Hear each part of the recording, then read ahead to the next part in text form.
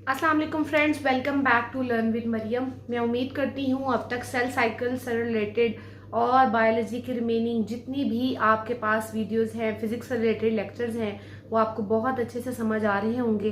फिर भी अगर आपको किसी किस्म का कोई मसला हो तो आप कमेंट सेक्शन में मेंशन कर सकते हैं। तमाम व्यूअर्स से गुजारिश करूंगी कि प्लीज़ मेरे चैनल को सब्सक्राइब कर लीजिए और वीडियो को कंप्लीट देखा करें ताकि आप लोगों का कोई भी पॉइंट मिस ना रह जाए। तो जल्दी से अपनी वीडियो की तरफ बढ़ते हैं। आज हम पढ़ने जा रहे हैं 9th biology chapter number 5 cell cycle का एक निहायत ही अहम टॉपिक मियोसिस। माइटोसिस और सेल साइकिल के बारे में अपनी लास्ट वीडियोस में मैं आपसे डिस्कस कर चुकी हूँ। अगर मियोसिस को अच्छे से आपने समझना हो तो उसके लिए आप माइटोसिस का आपका समझना ज़रूरी है, आपके लिए सेल साइकिल को समझना ज़रूरी है। तो उसके लिए मेरी लास्ट वीडियोस को ज़रूर देखिएगा। तो चलिए आज के टॉपिक की तरफ चलते हैं। मियोसिस, जो आपके पास वर्ड है मियोसिस, इसकी डेफिनेशन करने से पहले, इसको तारीफ बयान करने से पहले आपको ये बताते चलूं कि जो वर्ड मियोसिस है ये यूनानी जुबान ग्रीक लैंग्वेज का एक वर्ड है मियोन। मियोन का जो लफ्ज है आपके पास उसको हम स्पेल इस तरह से करते हैं MEIOUN। मियोन का मतलब है रिडक्शन, यानी किसी चीज में कमी आना।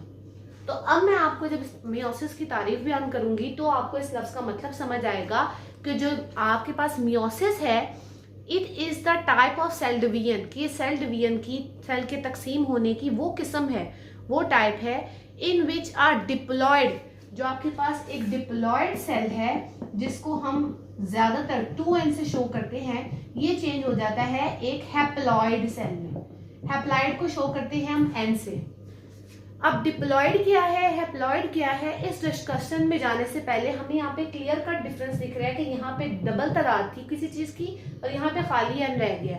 तो मियोसिस सेल डिवीजन की वो तकसीम है जिसमें क्रोमोसोम नंबर जो है वो हाफ हो जाते हैं, जिसमें क्रोमोसोम नंबर रिड्यूस हो जाते हैं, कम हो जाते हैं। इसलिए जो मियोसिस वर्ड है वो ग्रीक जुबान के लफ्ज मियोन का मतलब है रिडक्शन, यानी क्रोमोसोम में कमी आना।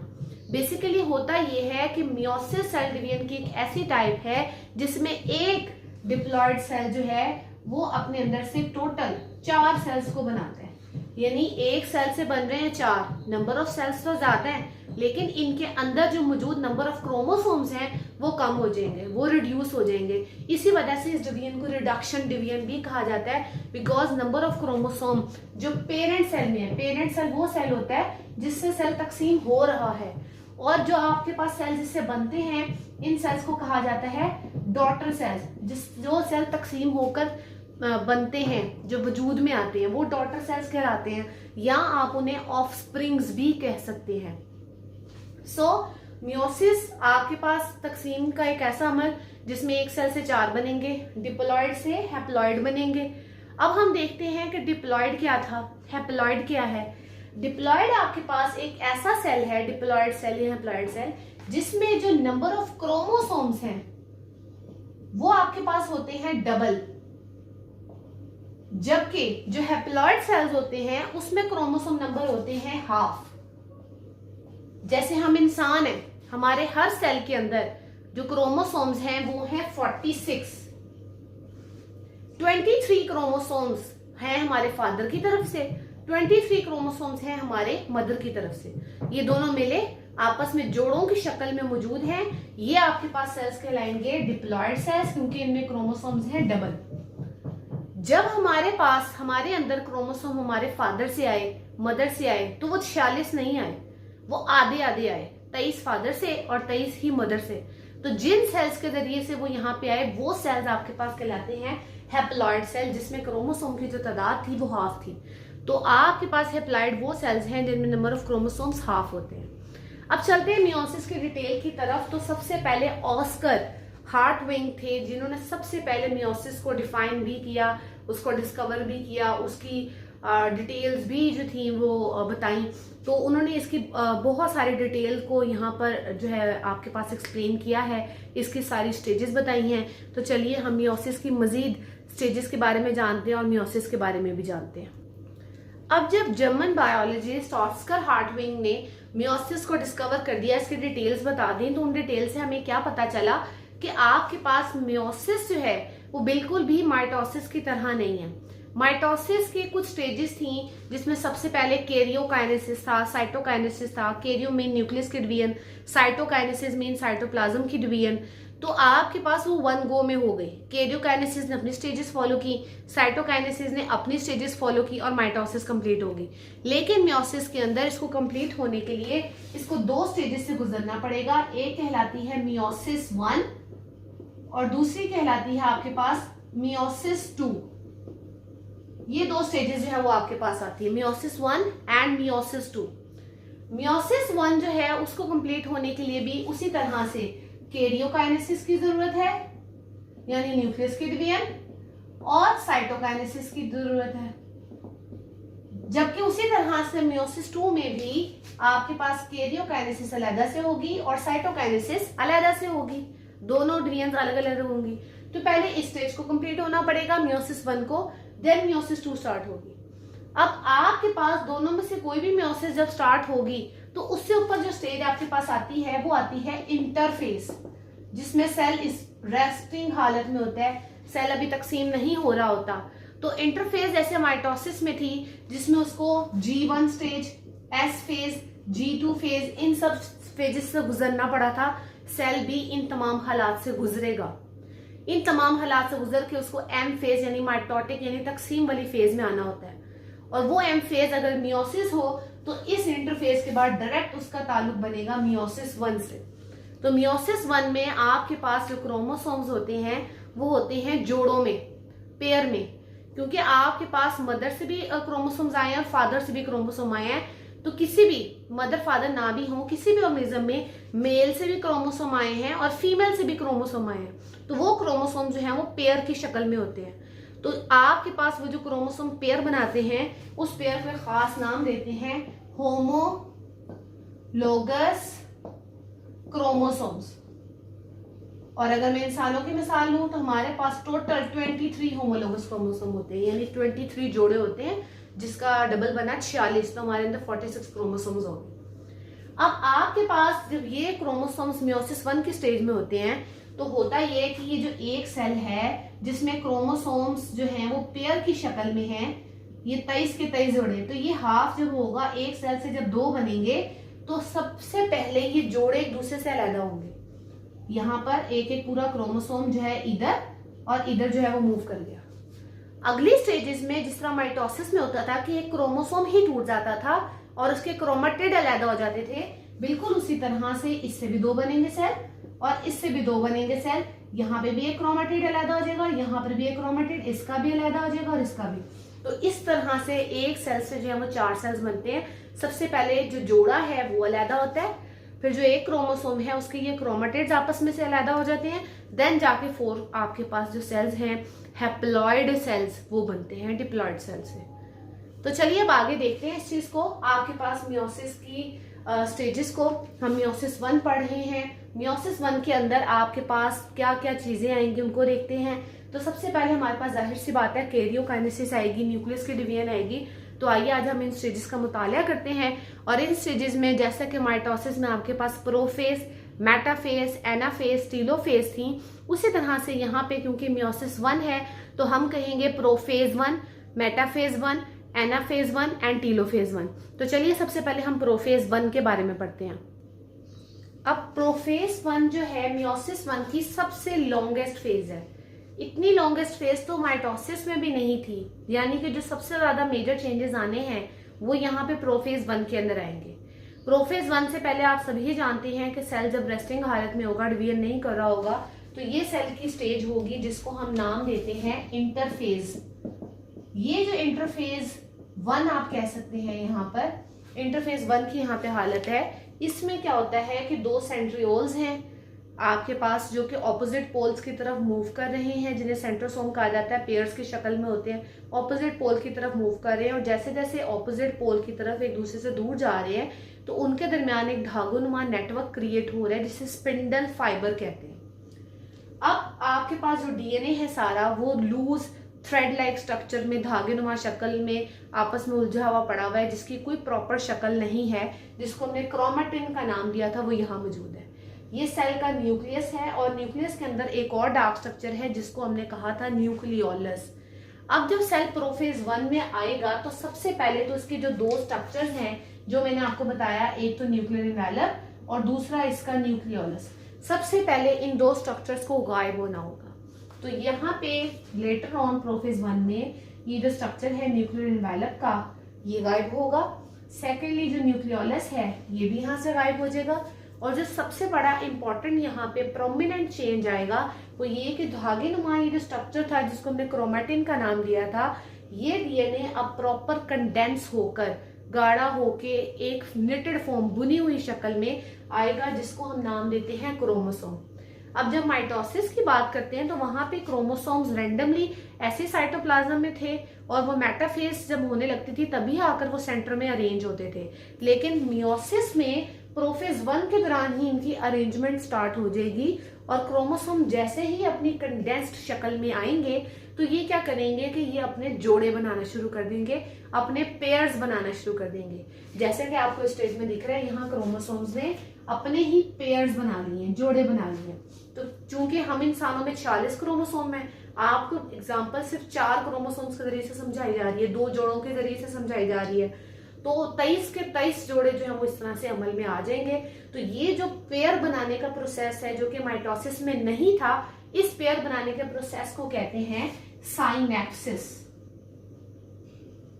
साइनेप्सिस के दौरान तमाम होमोलोगस क्रोमोसोम्स अपने पेयर की शक्ल में प्रोमिनेंटली नजर आएंगे। अब ये जो आपके पास पेयर है इसको नाम दिया जाता है, ये जो एक जोड़ा है इसको कहते हैं बाईवेलेंट।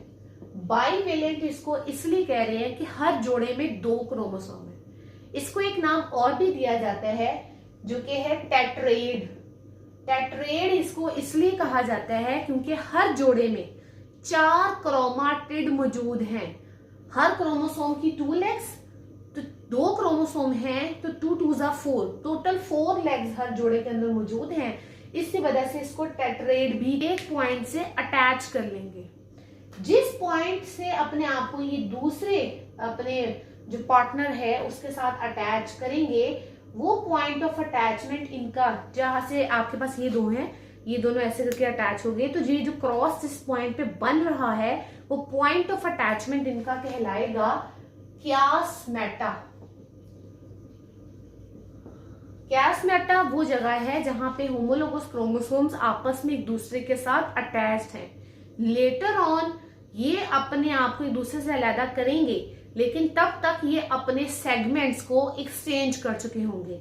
जैसे अगर आपके पास ये 2 पोर्शन है, this one is a different marker, blue marker, ये आपके पास ब्लैक मार्कर है, और जब ये ऐसे क्रॉस फॉर्म में आए तो हुआ ये कि जैसे ब्लू 1 का लिड आपके पास ये ब्लू मार्कर है, सी, और इसके ऊपर आ जाएगा एक ब्लैक का lid like this, see, blue marker पे, और जो ब्लैक मार्कर है इसके ऊपर आ जाएगा जैसे ब्लू का लिड। तो इन्होंने अपने कैप्स एक्सचेंज कर लिए। बिल्कुल इसी तरीके से जब ये एक दूसरे से अलहदा होंगे तो ये क्या करेंगे हैं, तो ये पेयर की शक्ल में, बट लेटर ऑन इन्होंने जब अलहदा होना है तो आपके पास जो इनकी शक्ल आएगी वो कुछ इस तरह की आएगी कि ये वाला तो ब्लैक क्रोमोसोम था और यहाँ पे आपके पास था ब्लू क्रोमोसोम जो कि उनके साथ अटैच था। अब जब एक दूसरे से अलहदा होंगे यहाँ से, इस पॉइंट से, तो होगा ये कि ब्लू वाले के साथ कुछ पोर्शन आपके पास ब्लैक वाले का लग जाएगा और ब्लैक वाले के पास कुछ पोर्शन आपका जो है वो ब्लू वाले का लग जाएगा, और इस तरह से आपके पास फिर तब भी जोड़ा ही रहेगा, बाईवेलेंट ही रहेगा, तब भी ये टेट्रेड ही रहेगा, लेकिन ये अपने सेगमेंट्स को एक्सचेंज कर चुके हैं। तो ये जो प्रोसेस है जिसमें होमोलोगस क्रोमोसोम एक दूसरे के साथ पेयरिंग बनाते हुए अपने सेगमेंट्स को एक्सचेंज कर लें, ये प्रोसेस कहलाता है क्रॉसिंग ओवर। इस प्रोसेस से बहुत ज्यादा जेनेटिक वेरिएशंस पैदा होती हैं। सबसे ज्यादा जो crossing over Thomas Hunt Morgan ने सबसे पहले अगर किसी में देखी थी तो वो आपके पास एक मक्खी थी जिसका नाम था फ्रूट फ्लाई, फलों पर अक्सर पाई जाती है मक्खी, फ्रूट फ्लाई ड्रोसोफिला मिलेनोगेस्टर के अंदर सबसे पहले ये जो थी ये चेंजेस ऑब्जर्व की गई थी कि क्रोमोसोम्स क्रॉसिंग ओवर के दौरान अपने सेगमेंट्स को एक्सचेंज कर लेते हैं और उसकी वजह से अगली नस्ल में वैरायटी आती है। क्योंकि आप देखें ना, यहाँ पे जो जोड़े हैं, ये जो क्रोमोसोम था एक फादर से है एक मदर से है, इस क्रोमोसोम में अपनी खसूसियात थी, इसमें अपनी खसूसियात हैं। अब जब ये आपस में मिले, एक्सचेंज हुए, तो इसका कुछ पोर्शन इस पे लग गया, इसका कुछ पोर्शन इस पे लग गया। अब ये जोड़ा ना तो प्रॉपर ये वाला रहा, ना ही ये प्रॉपर ये वाला रहा। अब ये दोनों का मिक्सचर कुछ नया ही बन चुका है। इसलिए हम कहते हैं कि जो नेक्स्ट जनरेशन होती है उसमें वेरिएशन आती है, उसमें चेंजेस आते हैं। दैट्स वाई हम अपने पेरेंट्स की आइडेंटिकल कॉपीज नहीं होते। अगर ये प्रोसेस ना होता तो हम अपने वालिदैन की फोटो कॉपीज ही प्रोड्यूस हो रहे होते। ठीक हो गया। तो ये होती हैं आपके पास वेरिएशंस, और इन वेरिएशंस की वजह से अगली नस्ल में बहुत सारे जो हैं वो चेंजेस आते हैं। कुछ चेंजेस सूटेबल भी होते हैं, कुछ चेंजेस सूटेबल नहीं होते।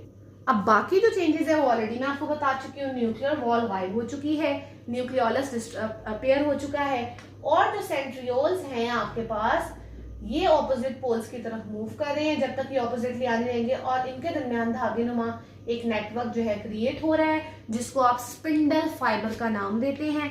ये जब तक ऑपोजिट यहाँ पर आ नहीं रहेगा तब तक स्प्रेड होता जाएगा, और जब ऑपोजिट आ जाएगा देन क्रोमोसोम्स की अरेंजमेंट का सामान जो है वो यहाँ पे क्रिएट होगा और देन ये अरेंज होंगे। तो अभी तक का ये जो प्रोसेस है ये अभी तक प्रोफेज 1 में है। आप अच्छे तरीके से जानते हैं कि ये जो फाइबर्स हैं इनमें 2 तरह के फाइबर्स होते हैं। एक होता है काइनेटोकोर फाइबर, दूसरा फाइबर होता है non kinetochore fibre. Kinetochore basically एक प्रोटीन है जो कि उस फाइबर पे कुछ फाइबर्स मौजूद होती है, कुछ पे नहीं होती।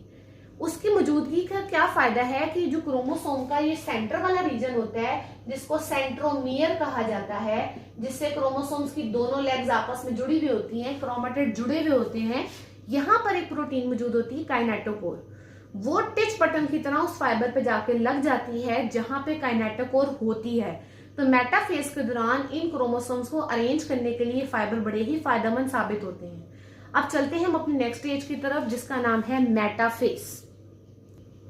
अब मेटाफेज में मैंने यहाँ पे जब स्पिंडल फाइबर्स को ड्रॉ किया कि सेंट्रियोल्स बिल्कुल ऑपोजिट पोल पर आ गए हैं, तो आपके पास यहाँ पे स्टार्ट होने वाली है मेटाफेज। मेटाफेज का सेंट्रल रीजन होता है सेल का बेसिकली, जिसे इक्वाटोरियल प्लेट या फिर मेटाफेज प्लेट भी कहा जाता है, सेंट्रल प्लेट भी कहा जाता है। ये वो हिस्सा है जहां पे क्रोमोसोम ने अपने आप को अटैच करना है। अब आपके पास माइटोसिस में सिंगल क्रोमोसोम से एक दूसरे के नीचे, लेकिन यहाँ पर आपके पास क्रोमोसोम्स अटैच होंगे पेयर की शक्ल में। मैंने यहाँ पर फाइबर्स को 2 कलर्स में ड्रॉ किया है आपको समझाने के लिए, एक black colour and other one is blue colour. कि ब्लू कलर आप समझ लें कि वो फाइबर है जो कि काइनेटोकोर है, और ब्लैक वन वो है जो कि नॉन काइनेटोकोर है। अब ये जो पूरा पेयर यहाँ पे बना हुआ था जो कि किसी एक पॉइंट पर अटैच है, यहाँ पर आकर अटैच हो जाएंगे। तो चलिए हम यहाँ पे क्रोमोसोम्स को ड्रॉ करते हैं। ये मैंने ब्लू फाइबर के ऊपर क्रोमोसोम बनाया ये एक, और यहाँ पे मैंने बनाया ये दूसरा, और साथ ही इसके जोड़े वाला जो ब्लैक था वो बनाऊंगी और उसको एक पॉइंट से यहाँ पर अटैच कर दूंगी। यहाँ पे भी दूसरा क्रोमोसोम बनाऊंगी और उसको भी एक पॉइंट पे यहाँ पे इसके साथ अटैच कर दूंगी कि आपस में जुड़े हुए हैं। माइटोसिस में दोनों तरफ से जब फाइबर आ रहे थे तो दोनों फाइबर जाके एक क्रोमोसोम से अटैच होते थे, फिर अगला फाइबर दोनों साइड से आते थे और एक क्रोमोसोम को अटैच करते थे। यहाँ पे दोनों फाइबर आ तो रहे हैं लेकिन अब उनके दरमियान 2 क्रोमोसोम्स मौजूद हैं, और यहाँ पे भी आप नजर आ रहा है आपको कि 2 क्रोमोसोम मौजूद है। सो ये जो अरेंजमेंट ऑफ क्रोमोसोम है सेल की सेंट्रल प्लेट पे, इक्वाटोरियल प्लेट पे, इसको कहा जाता है मेटाफेज। नेक्स्ट स्टेज आपके पास आती है एनाफेज स्टेज। अब यही स्टेज यहाँ से खत्म हो जाएगी, मेटाफेज है, इसको हम यहाँ पे कह देंगे कि अब हमारे पास स्टेज आ गई एनाफेज। एनाफेज स्टेज में क्या होगा, क्योंकि ये सिंपल एनाफेज नहीं है, प्रोफेज 1 चल रही थी तो हमने मेटाफेज 1 पढ़ी, एनाफेज को भी हम एनाफेज 1 कहेंगे। एनाफेज स्टेज के दौरान वही काम होगा। अब ये जो फाइबर्स हैं ये कॉन्ट्रैक्शन शुरू कर देंगे, सुकड़ना शुरू कर देंगे। जब इधर वाले फाइबर्स वापस अपने पोल की तरफ जाएंगे, उधर वाले फाइबर्स वापस अपने पोल की तरफ जाएंगे। अब क्रोमोसोम तो इस पॉइंट से जुड़ा हुआ है, ये यहाँ से हो जाएगा अटैच। जैसे ये ढक्कन इसके साथ बंद है, मैं इसको यहाँ से जब खींचूं तो ये यहाँ से आपके पास इससे अलग हो गया, ये कैप भी अलग हो गया और ये भी अलग हो गया। उसी तरह से जब इनको यहाँ से खींचा जाएगा तो एक पूरा क्रोमोसोम उधर चला जाएगा और एक पूरा क्रोमोसोम इस तरफ चला जाएगा। लेकिन होगा ये कि इस सेपरेशन के दौरान अपने ये सेगमेंट्स एक्सचेंज कर चुके हैं और एक दूसरे के साथ अटैच हो गए इनके सेगमेंट्स। तो आइए इसको नोट करते हैं कि ये कैसा हुआ। अब हम जब इसको ड्रॉ करेंगे तो हमने कहा कि जी क्रोमोसोम जो है ये सेंट्रल रीजन यहाँ से खत्म हो गया, फाइबर जो है यहाँ से ब्रेक हो गए, क्रोमोसोम ने जाना था अपने अपने ऑपोजिट पोल की तरफ। तो हुआ ये कि इस तरफ मैंने ड्रॉ किया था ब्लैक वाला क्रोमोसोम, तो मैं यहाँ भी ब्लैक वाला क्रोमोसोम चले जी ड्रॉ कर दूंगी लाइक दिस, यहाँ पे भी ऐसे। और मैंने दूसरी तरफ ड्रॉ किया था मेरा ब्लू वाला क्रोमोसोम, उसको भी मैं यहाँ पे ड्रॉ कर दूंगी लाइक दिस। लेकिन इसके अंदर कुछ चेंजेस हमें बनानी होंगी। वो क्या कि ये अटैच था इसके साथ, तो इसके साथ इतना पोर्शन यहाँ पे लग जाएगा ब्लैक वाला। अगर आपको फिर भी क्लियर करके दिखाना, मैं ऐसे दिखा सकती हूँ कि ब्लैक वन। सेम केस यहाँ पर, इसके साथ भी इतना पोर्शन ब्लैक वाला लग गया, और उसके साथ इतना पोर्शन जो है आपके पास लग जाएगा ब्लू वाला। आपको शेड करके इसलिए दिखा रही हूँ ताकि जरा प्रोमिनेंस आपको नजर आ जाए लाइक दिस। अब ये क्रोमोसोम वो ओरिजिनल ब्लैक नहीं रहा, ये प्योर ब्लू नहीं रहा, इनके अंदर चेंजेस आ गए हैं, सेगमेंट एक्सचेंज कर चुके हैं, और यहाँ पे जो सेपरेशन इनमें हो गई है अपने अपने सेगमेंट्स के साथ, अपने अपने पैचेस के साथ, इस प्रोसेस को कहा जाता है एनाफेज 1। नेक्स्ट स्टेज हमारे पास आती है टीलोफेज स्टेज। इसी को हम यहाँ पे चेंज कर देंगे, वर्ड जो एनाफेज था अब चेंज हो गया आपके पास टीलोफेज। टीलोफेज में जिस तरह से पहले आपके पास न्यूक्लियर वॉल यहाँ से गायब हुई थी, अब आपके पास ये फाइबर्स यहाँ से खत्म हो जाएंगे और हर सेट के इर्द गिर्द एक वॉल आ जाएगी जिसको हम कहेंगे न्यूक्लियर वॉल। यहाँ पे भी एक वॉल आ जाएगी जिसको हम कहेंगे न्यूक्लियर वॉल। और जो चीज यहाँ से गायब हुई थी वो था न्यूक्लियोलस, न्यूक्लियस के अंदर, वो भी आपके पास यहाँ पर वापस आ जाएगा। यहाँ पर भी आपके पास यहाँ पर न्यूक्लियस वापस आ गया। अब ये थी आपके पास एनाफेज से चेंज होती हुई टीलोफेज स्टेज, जिसमें क्रोमोसोम्स अपने अपने पोल्स की तरफ मूव कर रहे हैं और आपके पास जो फाइबर्स हैं वो भी ब्रेक डाउन हो गए, सेंट्रियोल अपने जगह पर मौजूद है, न्यूक्लियस जो है वो भी वहां वॉल आ गई है और न्यूक्लियोलस भी वहां पे जनरेट हो चुका है। मजीद इसके अंदर जो चेंजेस आपके पास आएंगी वो ये होंगी, ये जो आपके पास क्रोमोसोम्स हैं ये वापस अपनी लूज थ्रेड लाइक शक्ल में चले जाएंगे, जिसमें आप कहते हैं कि कंडेंस शक्ल आपको नजर नहीं आएगी। आपके पास यहाँ पर भी सेम वही सिचुएशन होगी कि जो क्रोमोसोम्स हैं वो अपनी लूज थ्रेड लाइक शक्ल में चले जाएंगे। ये टीलोफेज स्टेज ही है जिसको आप लेट टीलोफेज 1 स्टेज भी कह सकते हैं। अब आपके पास जो आखिर काम रह गया है, काइनेसिस जो थी डिवीजन, कैरियोकाइनेसिस न्यूक्लियस का डिवीजन, वो इख्तिताम हो चुकी है। अब सेल ने क्या करना है, सेल का जो साइटोप्लाज्म है उसने सेल मेम्ब्रेन ने पिंच करना है, अंदर की तरफ धंसना है। यहाँ से भी जो मेम्ब्रेन है वो अंदर की तरफ आएगी और यहाँ से भी जो मेम्ब्रेन है वो अंदर की तरफ आएगी। अंदर की तरफ आते आते यहाँ पर एक जो है क्लीवेज फरो बनेगी, यानी सेल अंदर की तरफ धंसता जा रहा है और नतीजतन आपके पास यहाँ पर 2 सेल्स बन जाएंगे जिनमें उनके न्यूक्लियस हैं, उनके न्यूक्लियोलस हैं, बाहर सेंट्रियोल है और सेल उसी तरह से लूज धागेनुमा शक्ल में मौजूद है और 2 आपके पास सेल्स बन गए मियोसिस 1 के नतीजे में। तो यहाँ पे आपकी मियोसिस 1 खत्म हो गई, मियोसिस 1 यहाँ पे कंप्लीट हो गई। मुझे उम्मीद है यहाँ तक आप लोगों को बिल्कुल अच्छे से समझ आ गया होगा। अब मियोसिस 1 से जब हमें मियोसिस 2 का सफर तय करना है कि अब मियोसिस 1 नहीं रही, यहाँ से मियोसिस 2 हो गई है, मियोसिस 2 का सफर हम लोगों को यहाँ पर तय करना है, तो उसके लिए जाहिर बात है हमें फिर एक रेस्टिंग स्टेज से गुजरना है, क्योंकि यहाँ पे सेल को टाइम चाहिए कि इसने थोड़ा ग्रो करना है, कुछ प्रोटीन्स बनानी है, अपने जो डीएनए है इसका आपके पास सारी इसके आगे फर्दर वर्किंग के लिए जो एंजाइम चाहिए, प्रोटीन चाहिए, उनकी तैयारी करनी है। तो वो जो रेस्टिंग स्टेज है उसी तरह से जैसे पहले इंटरफेज 1 हुआ करती थी, अब आ जाएगी आपके पास इंटरफेज 2, या फिर आप इसको एक और नाम दे सकते हैं इंटरकाइनेसिस 2। अब इंटरफेज जो 2 है ये तो बेसिकली सेल रेस्टिंग स्टेज है। जैसे मियोसिस 1 में या माइटोसिस में जो इंटरफेज हुई थी, उन दोनों इंटरफेज तो सेम थी, लेकिन उसमें और इस इंटरफेज 2 में जमीन आसमान का फर्क है। और वो फर्क कौन से स्टेज में है कि इंटरफेज में आपको 3 स्टेजेस का सामना करना पड़ता है, और वो जो 3 स्टेजेस वो थी आपके पास G1, S और G2। अब ये G1 से तो गुजरेंगी, G2 से भी गुजरेंगी, क्योंकि इसके बाद M फेज यानी माइटोटिक फेज आनी है, कोई मियोटिक फेज आनी है, लेकिन जो S फेज है इससे पास नहीं होंगे, क्योंकि S फेज में होता है क्रोमोसोम की डुप्लीकेशन। अभी अभी तो क्रोमोसोम पेयर से, जो पेयर आपके पास बने हुए थे उससे सेपरेट हुए, एक पूरा क्रोमोसोम आया है। अब अगेन डुप्लीकेशन हो जाएगी तो फिर पेयर बन जाएंगे, तो प्रोसेस तो अगेन रिपीट करना पड़ेगा। इसलिए यहाँ पर अब की दफा इंटरफेज 2 में एस फेज नहीं होगी। तो आपके पास इंटरफेज 2 से यहाँ से गुजर कर अब सेल दाखिल होगा उसी तरह से कैरियोकाइनेसिस पे, और बाद में जाएगा साइटोकाइनेसिस की तरफ। तो कैरियोकाइनेसिस में अब की दफा जो स्टेजेस आएंगी वो भी सेम वही होंगी, प्रोफेज 2, मेटाफेज 2, एनाफेज 2, टीलोफेज 2। और ये बिल्कुल सिमिलर है उसी तरह से जैसे आपके पास आपकी मौजूद थी माइटोसिस। तो प्रोफेज 2, एनाफेज 2, मेटाफेज 2, टीलोफेज 2, इन स्टेजेस को मैं आपको डायग्राम के जरिए से समझाती हूँ क्योंकि बिल्कुल सिमिलर ये माइटोसिस की तरह है। तो आप जैसे जैसे एनिमेशन को देखेंगे वैसे वैसे मैं आपको एक्सप्लेन करती जाऊंगी कि इन स्टेजेस में और माइटोसिस की जो 1 स्टेज थी उसमें क्या, मियोसिस की 1 स्टेज में क्या फर्क है। तो चलिए एनिमेशंस को भी साथ ऑब्जर्व करते हैं यहाँ पर प्रोड्यूस हुए। मैं उम्मीद करती हूँ आपको मियोसिस का पूरा टॉपिक समझ आ गया होगा। अगर आपको मजीद फिर भी किसी टॉपिक में कोई मसला हो तो आप कमेंट सेक्शन में मेंशन कर सकते हैं। अपनी मर्जी का टॉपिक समझना चाहते हो तो वो भी बता सकते हैं। नेक्स्ट वीडियो में मुलाकात होगी। Thank you so much.